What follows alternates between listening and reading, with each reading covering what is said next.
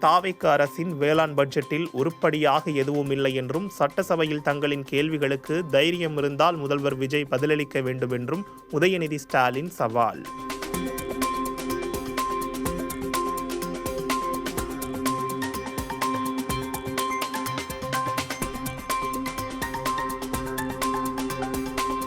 தென்னக நதிநீர் இணைப்பான கோதாவரி, காவிரி, குண்டாறு இணைப்பு திட்டத்தை விரைவாக செயல்படுத்த வலியுறுத்தி பிரதமர் நரேந்திர மோடிக்கு முதலமைச்சர் விஜய் கடிதம்.